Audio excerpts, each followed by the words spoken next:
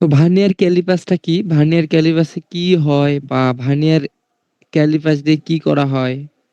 আমরা অনেক এইচএসসিতে যারা পড়াশোনা করি তাদের এই সমস্যাটা হয় যে আসলে এটার কাজ কি, কিভাবে কাজ করে, কলেজের প্র্যাকটিক্যালে সমস্যা হয়, কোথায় এটার ব্যবহার হয়, কিভাবে করতে হয় ব্যবহার, সেটা আজকে আমরা দেখব এবং এর সাথে একটা ম্যাথ করে ফেলবো। যে ম্যাথটা বুয়েটে আসছে, এমনকি বিভিন্ন পরীক্ষাতেও আসে, কলেজের পরীক্ষায়, বোর্ড পরীক্ষায়।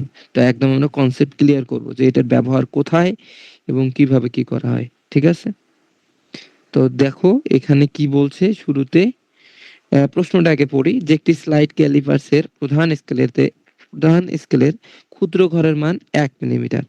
তো এইখানে খেয়াল কর, এখানে হচ্ছে প্রধান স্কেল বলতে কি বুঝাইছে? এই যে দেখো, এখানে প্রধান স্কেল, এই যে মেইন স্কেল দেখতে পাচ্ছ, এটা হচ্ছে মেইন স্কেল, এটা মেইন স্কেল। ওকে, তো এই মেইন স্কেলের কি বলছে যে ক্ষুদ্রতম, মেইন স্কেলের কি ক্ষুদ্রতম ঘরের মান 1 মিলিমিটার। তো এই যে ছোট ঘরগুলো দেখতে পাচ্ছ, এই যে ভিতরে, এই যে এগুলো হচ্ছে কি 1 মিলিমিটার করে। ওকে, 1 মিলিমিটার। এরপরে প্রশ্ন বলল যে ভার্নিয়ার স্কেলের 10 ঘর প্রধান স্কেলের 9 ঘরের সমান। তো এই যে এই স্কেলটা দেখতে পাচ্ছ, এই স্কেলটা হচ্ছে ভার্নিয়ার স্কেল। ওকে, আর মেইন স্কেল হচ্ছে এটা। তো এই ভার্নিয়ার স্কেলের ভার্নিয়ার স্কেলের কি 10 ঘর প্রধান স্কেলের 9 ঘরের সমান। তো ভার্নিয়ার স্কেলের এই যে 10 ঘর, এই 10 ঘর, এই যে হিসাব করে দেখো, এই পর্যন্ত এটা 10 ঘর, এটা কি হবে? মেইন স্কেলের 9 ঘরের সমান। তো এইটার 10টা ঘর লাগবে, আর মেইন স্কেলের কয়টা ঘর? 9টা ঘর। তাহলে তোমার হচ্ছে ভার্নিয়ার স্কেলে যদি 10 ঘর হয়, এইটার হবে 9 ঘরের সমান। ঠিক আছে?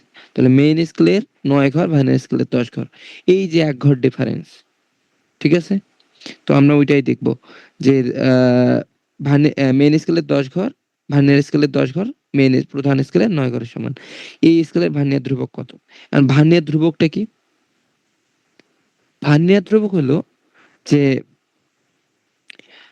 প্রধান স্কেল বা মেইন স্কেল এবং ভার্নিয়ার স্কেলের মধ্যে, মানে ক্ষুদ্রতম ঘরের মধ্যে যে পার্থক্যটা, এটাই হচ্ছে ভার্নিয়ার ধ্রুবক। ওকে, তো আমরা ভার্নিয়ার ধ্রুবকটা বের দুই ভাবে করতে পারি, ভার্নিয়ার কনস্ট্যান্ট বা ভার্নিয়ার ধ্রুবক।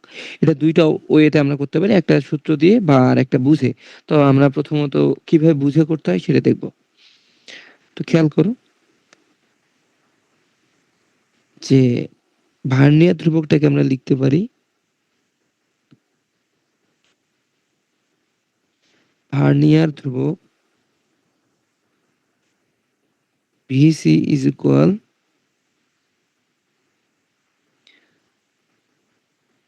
প্রধান স্কেলের ক্ষুদ্রতম 1 ঘর, প্রধান স্কেলের ক্ষুদ্রতম 1 ঘর মাইনাস ভার্নিয়ার স্কেলের ক্ষুদ্রতম 1 ঘর, ক্ষুদ্রতম 1 ঘর। ওকে, তো এই যে পার্থক্যটাই আমাদের হচ্ছে ভার্নিয়ার ধ্রুবক। তো আমরা এইভাবে যদি করি, তাহলে প্রধান স্কেলের ক্ষুদ্রতম 1 ঘর কতটুকু দেওয়া আছে? প্রশ্নেই দেওয়া আছে যে প্রধান স্কেলের ক্ষুদ্রতম 1 ঘর 1 মিলিমিটার, তাই না? এই যে 1 মিলিমিটার। এবং ভার্নিয়ার স্কেলের 10 ঘর প্রধান স্কেলের 9 ঘরের সমান।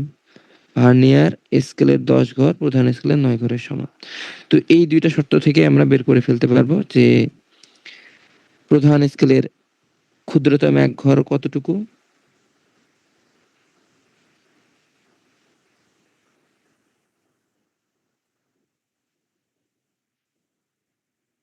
প্রধান স্কেলের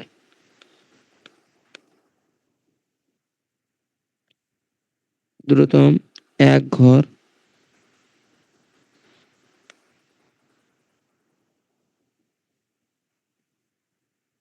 ইজ ইকুয়াল 1 মিলিমিটার। ঠিক আছে, এটা দেওয়া হয়েছে প্রশ্ন। তো আমরা এটা পাইছি, আমরা এখানে 1 মিলিমিটার বসাইতে পারবো।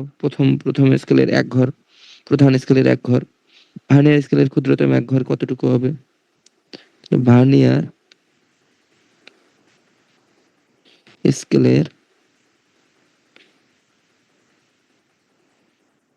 ক্ষুদ্রতম এক ঘর কতটুকু হবে ভার্নিয়ার স্কেলের ক্ষেত্রে? এখানে দেখো শর্ত দিছে যে ভার্নিয়ার স্কেলের 10 ঘর প্রধান স্কেলের 9 ঘরের সমান। ভার্নিয়ার স্কেলের কি 10 ঘর প্রধান স্কেলের 9 ঘরের সমান। তো আমরা এই শর্ত থেকেই বের করে নিয়ে আসবো যে ভার্নিয়ার স্কেলের 10 ঘর ভার্নিয়ার স্কেলের 10 ঘর প্রধান স্কেলের 9 ঘরের সমান। সমান। তাহলে ভার্নিয়ার স্কেলের 1 ঘর এই যে আমাদের বের করতে হবে 1 ঘর প্রধান স্কেলের 9/10 ঘর সমান। তাহলে ভার্নিয়ার অতএব আমরা লিখতে পারি যে ভার্নিয়ার স্কেলের 1 ঘর ইজ ইকুয়াল 9/10। ঠিক আছে? আশা করি বুঝতে পারছো যে 9/10 মিলিমিটার। আমরা দুইটা মানই পাই গেছি অতএব ভার্নিয়ার কনস্ট্যান্ট ভার্নিয়ার ধ্রুবক কি প্রধান স্কেলের 1 ঘর। ঠিক আছে? আমরা প্রধান স্কেল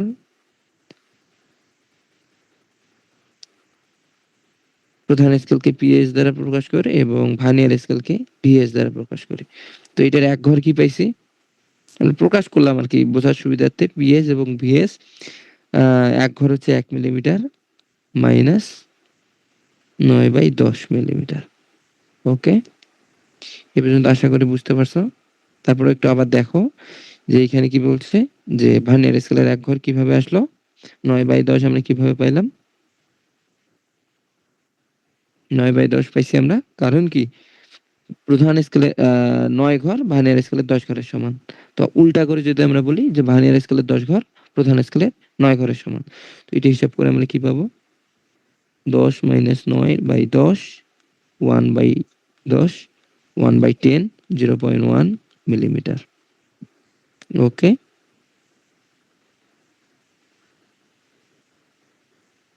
তো আমরা কিন্তু আসলে ভার্নিয়ার কনস্ট্যান্ট কিভাবে বের করতে হয় এভাবে বের করবো আর কি। আর যদি সেন্টিমিটারে বানাইতে চাই তাহলে কি 10 দ্বারা আরো ভাগ করো তাহলে 0.01 সেন্টিমিটার। তো এটা কি ভার্নিয়ার কনস্ট্যান্ট। ওকে, এটা হচ্ছে অ্যান্সার।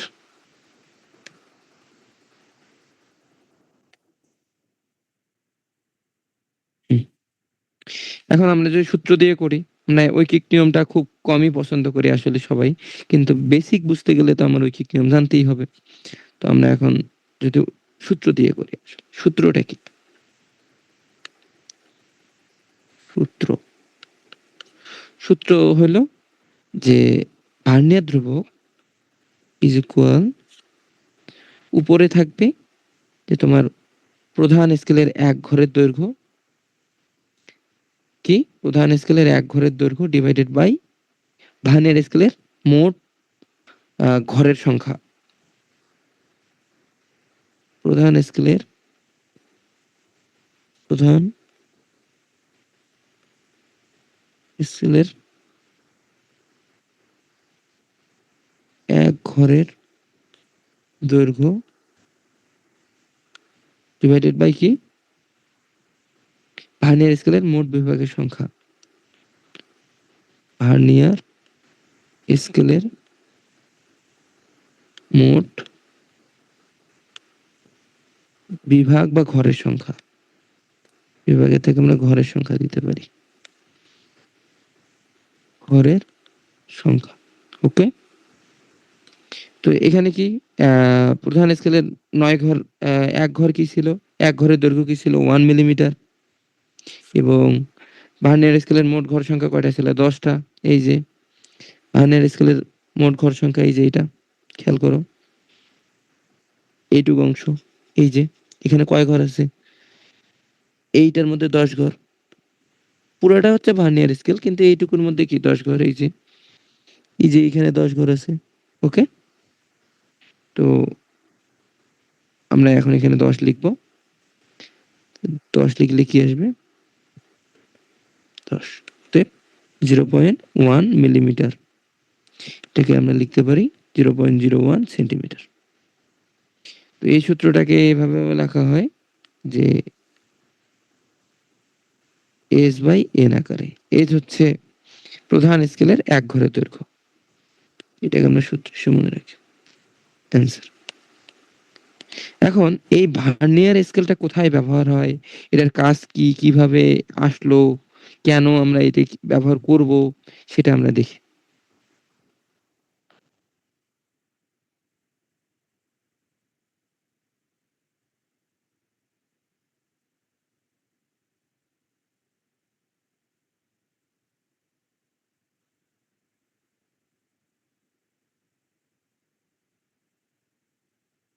এই যে দেখো এখানে কি ব্যবহারটা কি?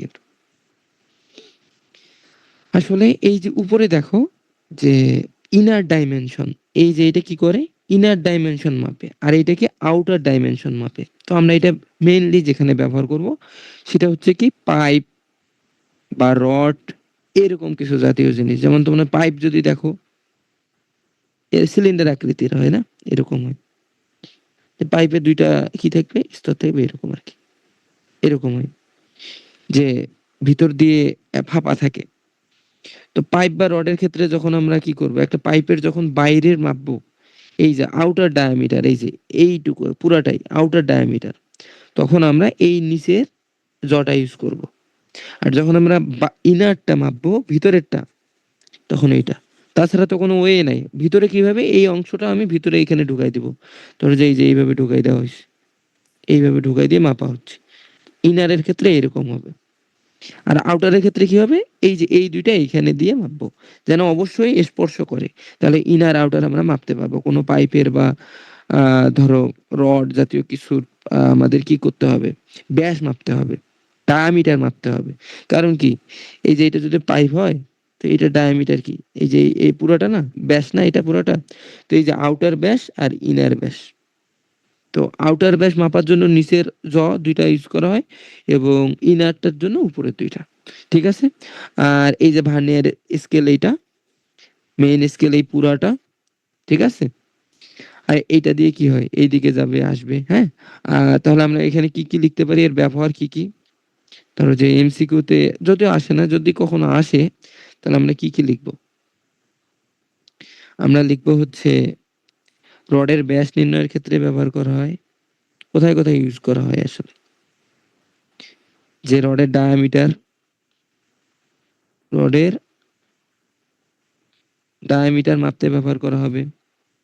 তারপর নাট বল্টুর ব্যাস,